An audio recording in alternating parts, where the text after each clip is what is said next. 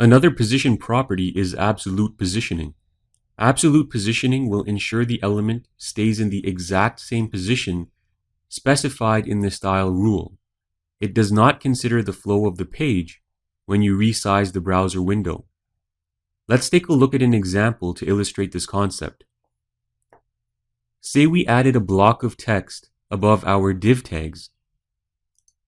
I'm just copying a block of text and I'm going to add it above the div tags here.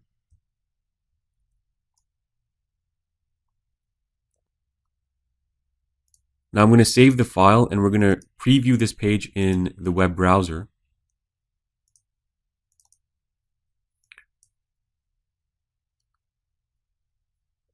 Take a look at what happens when we scale the browser, when we resize it to bigger and smaller.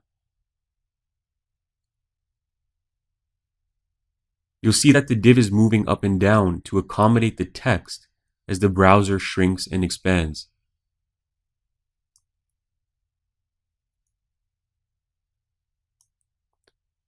With relative positioning, the div moves with the flow of the page. Now let's change the position of our parent div to absolute.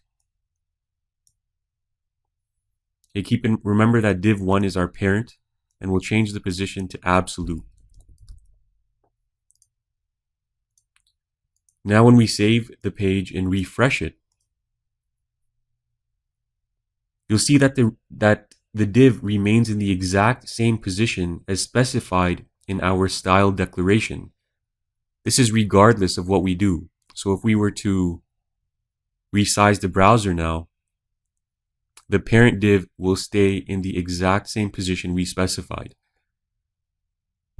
Notice that the nested div, div 2, is still relative to its parent div.